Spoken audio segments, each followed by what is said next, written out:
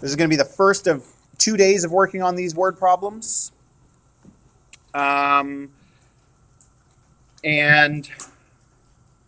the nice thing, I think, is the steps are pretty similar for every problem. I think maybe some of the the hardest part will be sort of, I guess, deciding what's going to be maximized and coming up with the formula. But a lot of that's isn't too difficult, I should say. And there's some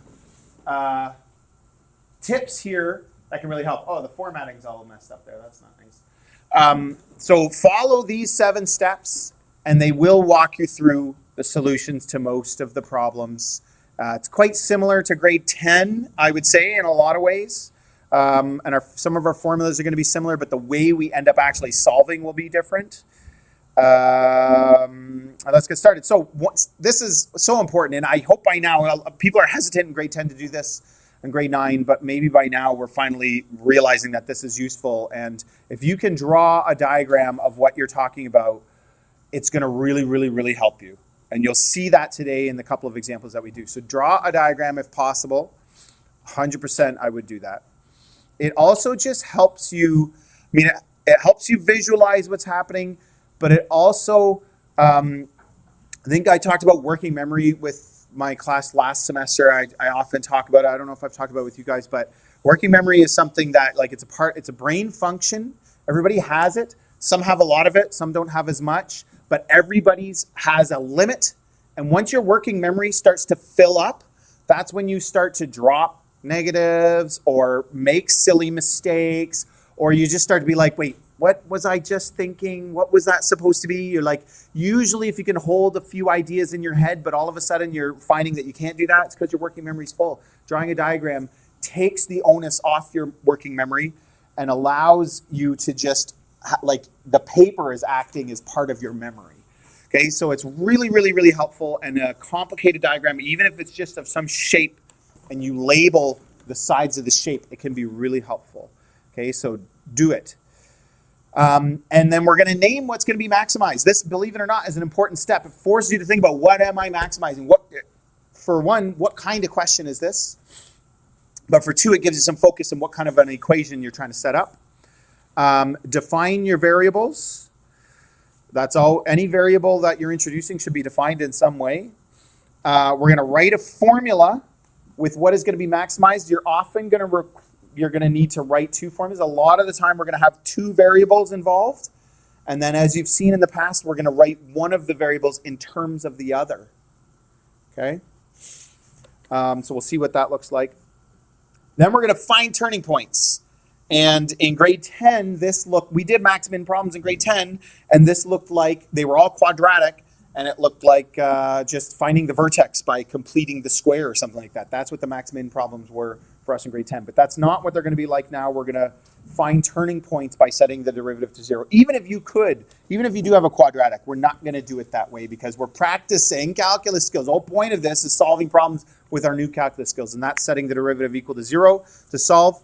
We're going to check the turning points in the original function and verify that it's a max or a min by trying some values. So we're going to do a little check every time to make sure that it is in fact a max or a min by trying some values nearby. And that's going to be an important part for a few reasons. 1, in case we made a little mistake.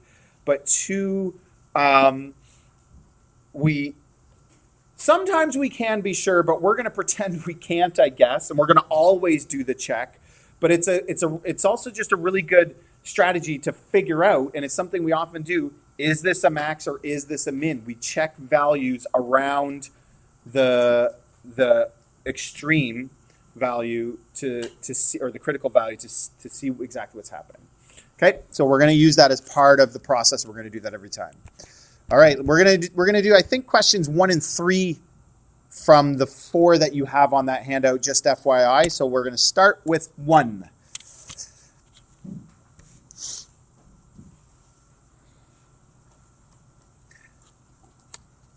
A farmer has 1,600 meters of fencing with which to create 3 identical rectangular fields.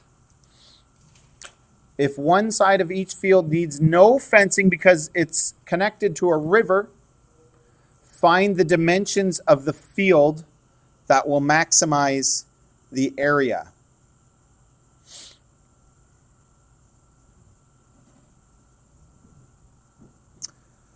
So the order in which you do this could be up to you. What jumps out at me is it's saying maximize area.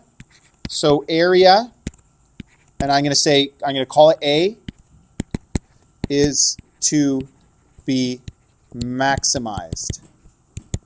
And this is where I hope our understanding of functions is so much better than grade 10. In grade 10, people can go through the steps, but they have a hard time really visualizing what the maximum means or how the algebra connects to what they're actually solving. But the steps are similar enough that you could just do the steps every time and you get the answer.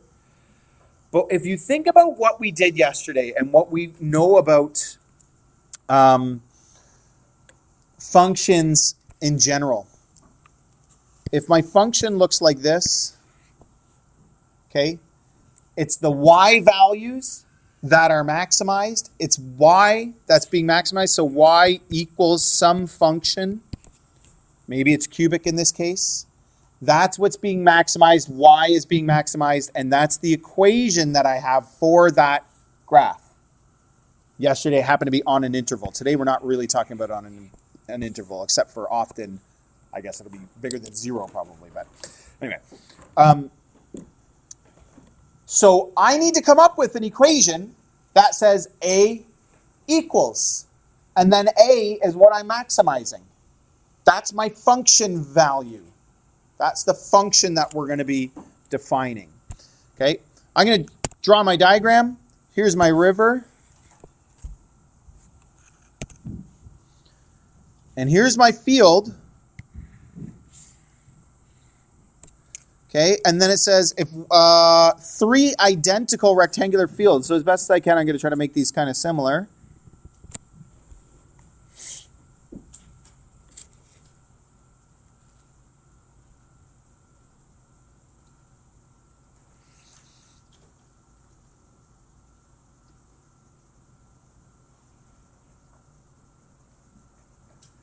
And you do have 2 options. You can do it one of 2 ways. So we'll do it one way today. And if we see the question similar to this again, can't remember if we do another one, but maybe we can do it the other way. Or in the homework, I think sometimes I've done it the other way. But here's what I need to do. So every one of those black lines is fencing. These ones are all the same. So I'm going to call them X. And these ones are all the same because they're the same rectangle. So Y goes from there, and from there, and from there. The other way I could have done it is I could have done Y the whole thing. It makes a tiny difference in like an interim step, but in the end, really the algebra, it's not, I don't think it's easier one way or another. So you could pick one way and do it the same every time, but you could do it either of those ways, it will work. But you have to understand what it is you're doing. And every time you make up an equation, you have to understand your own equation. Okay, so what have we done here? We've let X represent the width of each field and let Y represent, or if you change those and say length and width, that doesn't matter, obviously, the length of a little field, right? That's important that we know which one we've done.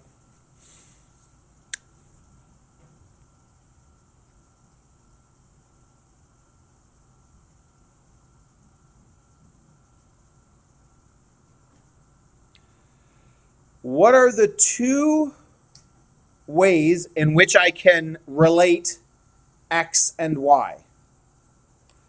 The first way that I can do it is that I know all the X's and all the Y's in my diagram. What do I know about them? Jason? Thank you. So 4 X's plus this is like perimeter. We're given the perimeter. But it's not the normal perimeter formula for a rectangle because one of the lengths is missing and I've got multiple widths, and because of the way I set it up, I have multiple lengths as well. So again, this is something that people struggle with in grade 10.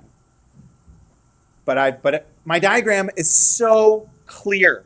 And as long as I draw my diagram after I carefully read through the problem, you can't make this wrong. I got 4 X's and 3 Y's. That's my fencing. It's got to add up to 1,600. Okay?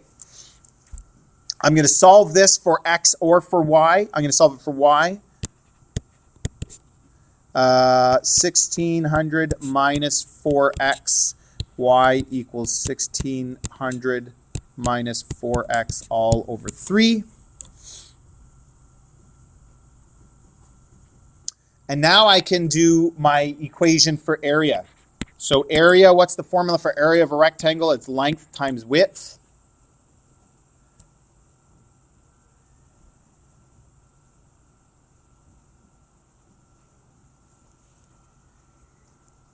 I am maximizing the area of the entire field. So my area is actually, my length is 3Ys times 1X.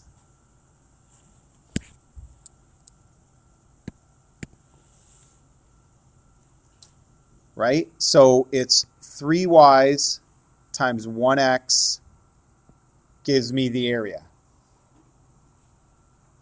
Not 3Ys times 4X's. And that's where things would have been a little bit different had I used 1Y all the way across here.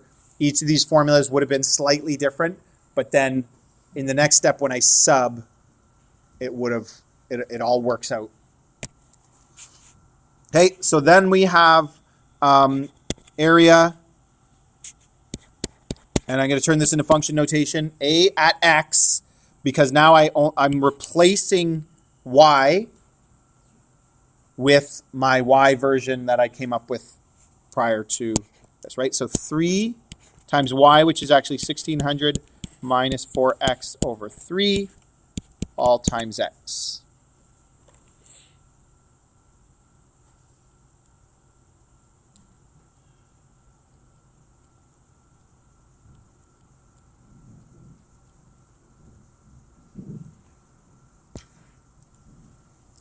The 3's divide to 1.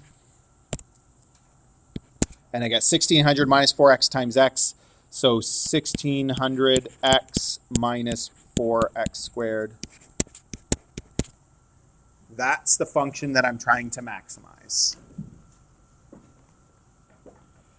So as you can see, it's quadratic. So yeah, we could find the vertex, but instead we're going to do this the calculus way.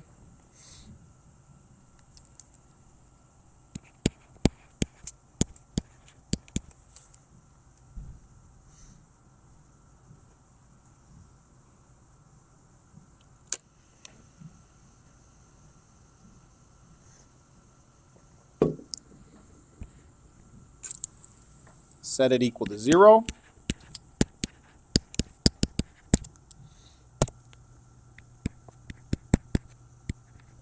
Max, min, when A at X equals 0, right?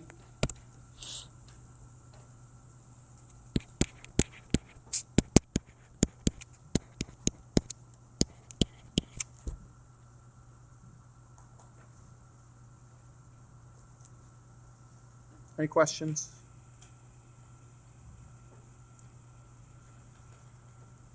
I suppose this is a prime example where I know that's a maximum because it's a parabola and it's minus 4x squared, so the a value is negative, so it opens downwards, so it's a maximum. But we're going to do our check anyway. This is part of the process, and if this wasn't a quadratic, then we might have to check and make sure that that's a maximum and not a minimum. Otherwise, we wouldn't know for sure. Yeah?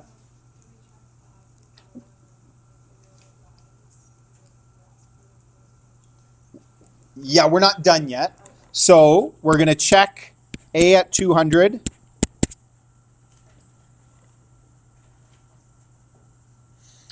And we're going to go just before it, just after it. So how about A at 190 and A at 210?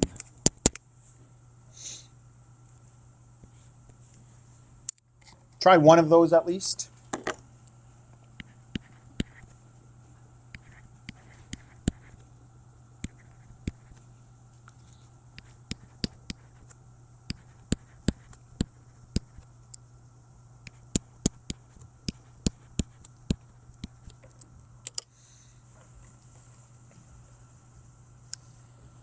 Checking in the original function, right? Not the derivative function.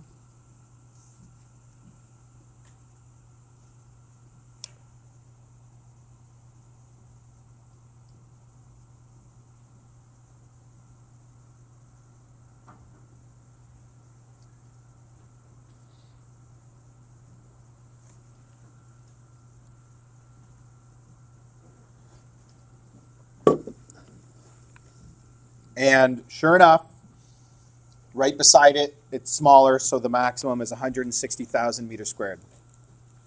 And like Emma told us, we at this point, you might go back, because if the question, is different, like in this one, maybe because you've seen it before, you know what to do, but every question might be a bit different, so you want to go back and make sure you're answering the question. Find the dimensions of the field that will maximize the area. And it might say like find the maximum area. I don't know, or different questions may not be talking about dimensions, but you want to make sure that you are answering the question. So absolutely, we want to go and find the other dimension, which was y. So when x equals 200, y equals it was 1600 minus 4x over 3. That's 1600 minus 4 times 200 over 3, which is 800 over 3.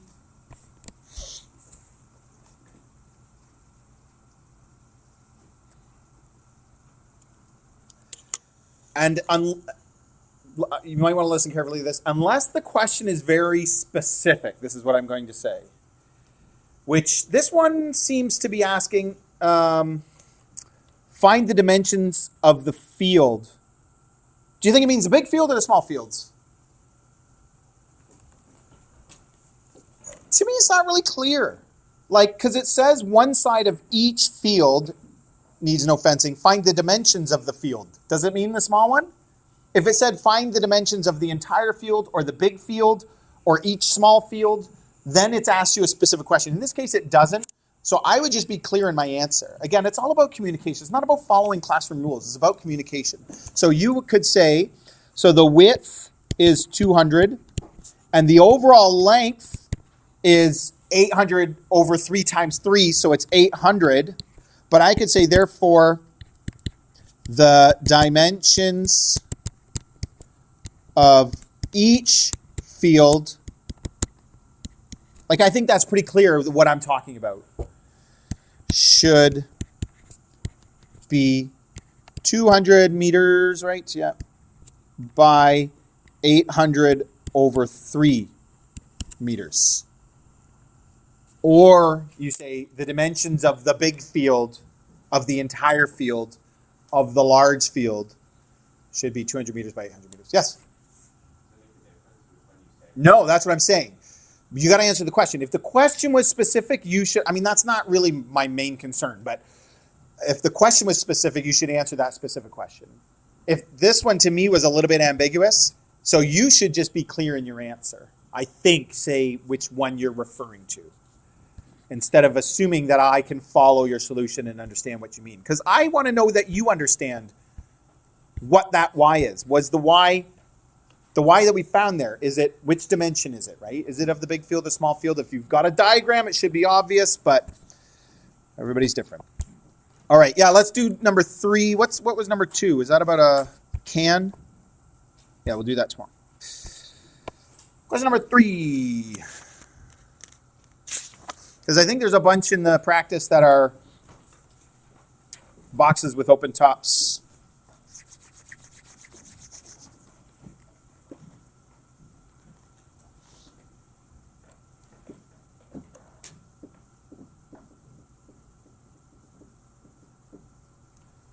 A box with an open top is to be made from a square piece of cardboard of side lengths 100 centimeters by cutting a square from each corner, then folding up the sides. Find the dimensions of the box of largest volume. So largest volume, volume V is to be maximized. This is really important because we do very similar question where we're minimizing surface area. So just because there's two kind of box questions, and I mean you could have others as well, but there's two main ones that jump out at me, where you're maximizing volume or where you're minimizing surface area. So you got to know the difference between those two. Okay. Let's draw it. So this is going to be a square piece of cardboard. How's my square? It's not bad.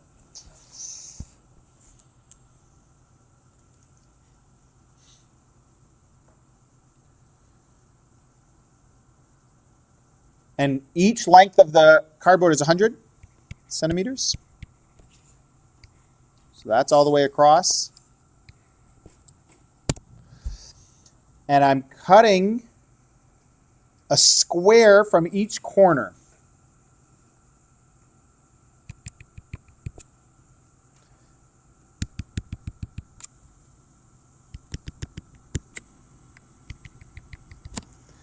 Now, if you're a visual person, you can probably visualize what this is going to look like. If you're not, if we get time, we may actually try to do this. We'll see what happens when you cut the corners off and you try to turn it into a box. Like visualize what that's going to look like, right?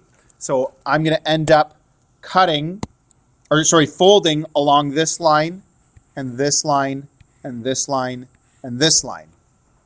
So those have to be squares because these two parts are going to fold up and match, and that's going to be the height of the box. Can you see that? Can you visualize that? You kind of also have to be able to visualize that because when we come up with our formula for volume, we got to know the dimensions. So X is I'm going to call this X, by the way.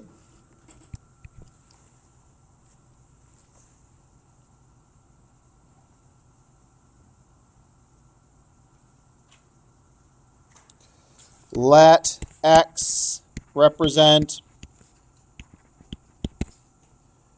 whoops, I still got this turned on, shoot. Let X represent the side length of the square we're cutting off.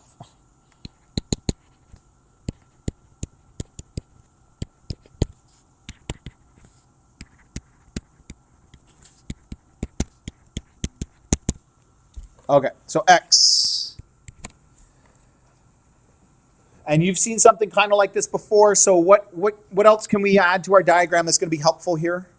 Anybody think? This is going to be X. All of these have to be the same X, obviously.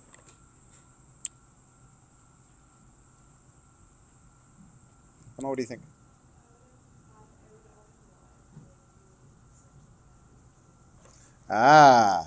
So let's call this Y. And what else do I know about Y? Jason?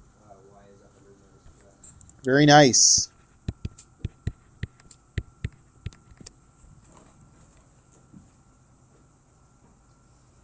So you could call it Y or not, and in this case, absolutely, like I wouldn't let Y represent the part. I would just, but you might use Y. That's fine.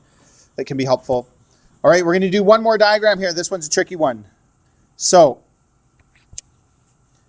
now you don't have to do this one as well, but you might like to. Straight line down, diagonal, straight line down. Try to make those two straight lines down the same height, and then connect those. Okay, and then diagonal back up. Straight line down, about the same length. Connect those. Do you see yet what we're building? Uh-oh, I'm too close here.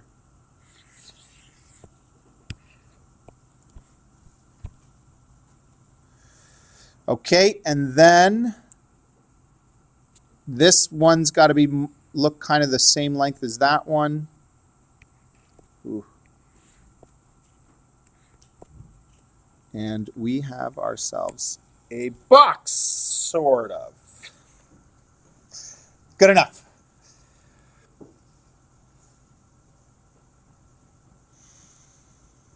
And now the reason why it might be helpful to at least do this once, but if you're not an artist, you may choose not to do it every single time. But now we can transfer our labels from the original diagram to this diagram and really understand what's going on here. So that's going to be x, right? And this is going to be 100 minus 2x. And visualizing those flaps that are left when we cut off the corners when they fold up.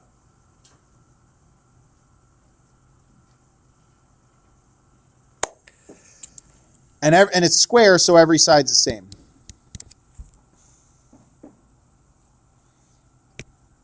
And I think now, what is the formula for volume of a box, of a rectangular prism or a cube? Or this one's going to be rectangular, but anybody remember? Beautiful. So if my length is 100 minus 2x, and my width is 100 minus 2x, and my height is x.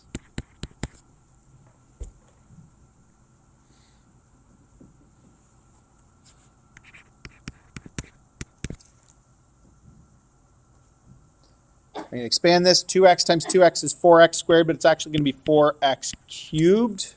This is just adding in the other x. You do this in 2 steps or 1 step, obviously. It's up to you. 200x and 200x is negative 400x, so negative 400x squared. And 100 times 100 is 10,000. So plus 10,000 x.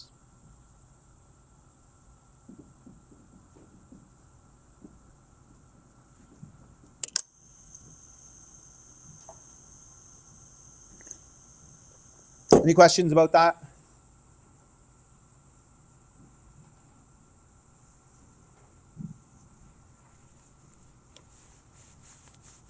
You sure?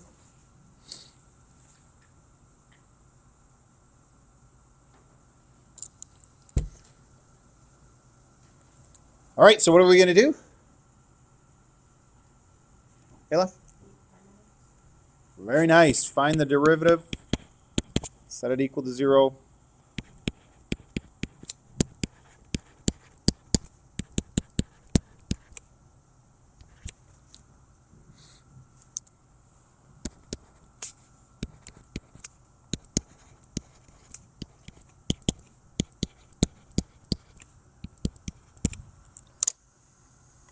Something I can divide out of all those. 4. Anything bigger? Think we could do 12? I don't think so. I think it's 4.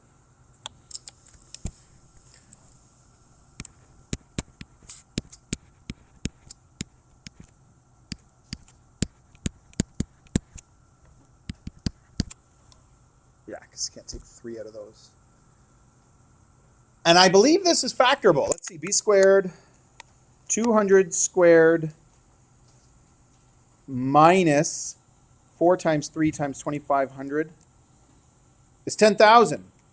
So, which the square root of that's obviously 100. We just did that. But, I don't know. It's a complex trinomial. With a 3 in front, I think that's going to be hard to factor. I'm not sure I would waste my time with that. I'd challenge you to try it. That'd be interesting if you could try it. But, I mean, in the end, how many things? Prime, obviously 3 is prime. I don't know. I'm saying I'm thinking in this case you just use Pythagorean theorem, the quadratic formula, right? You could try using Pythagorean theorem. You might not get very far. So anyway, so negative b 200 plus minus the square root of b squared minus 4 times a times c all over 2a. And we've already done that inside part, so this is 200 plus or minus 100. over 6.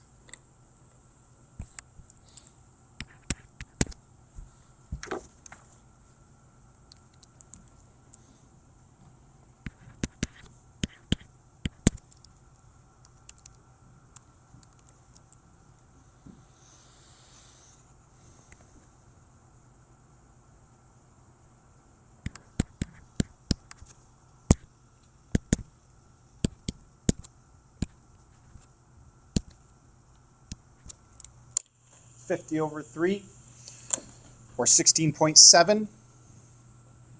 Oh, well, how do we like those answers?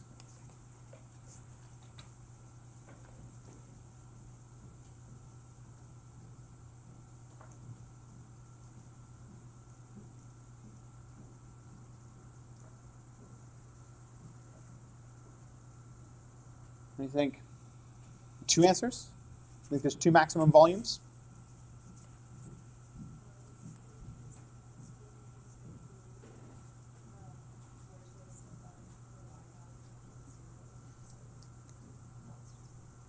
So I think that's maybe a minimum, don't you think? Right? Like graphs go like this, so you've got a maximum value and a minimum value, so that's going to be the minimum, and it's just nonsensical in this case. Whether it's a max or a min is not what we're worried about. It's inadmissible. Very nice.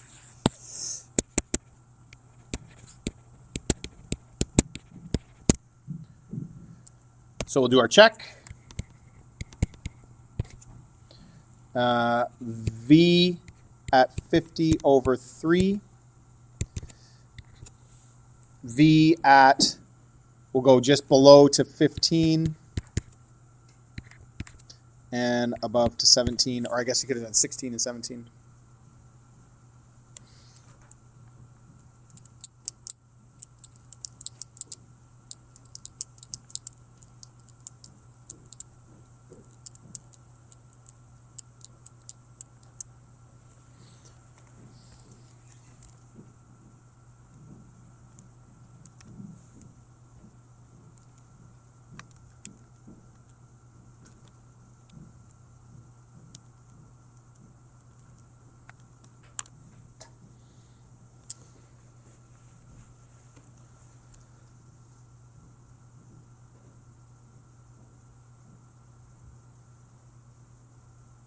Ooh, I punched in 17 and I don't like the answer, so I'm going to go up to 18. I'll show you why. I'll tell you why in a minute.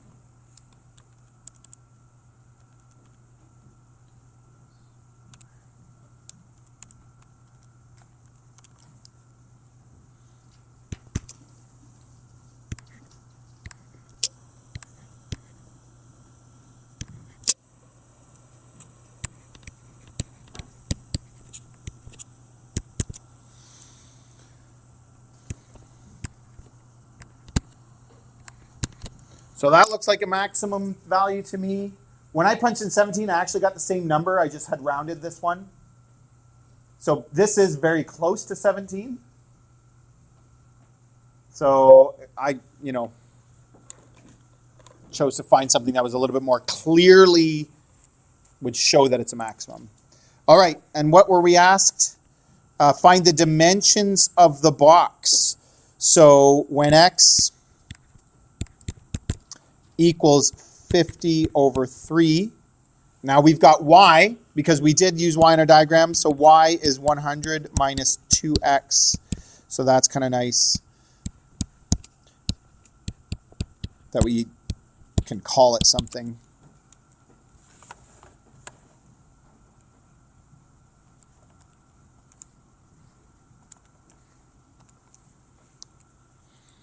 So that works out to 200 over 3, which is about 66.7. Therefore,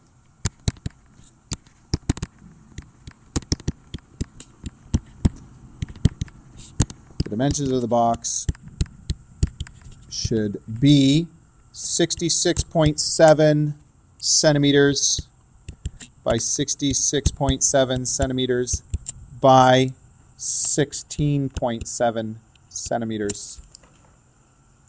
3 dimensions, obviously, because it's a 3D object.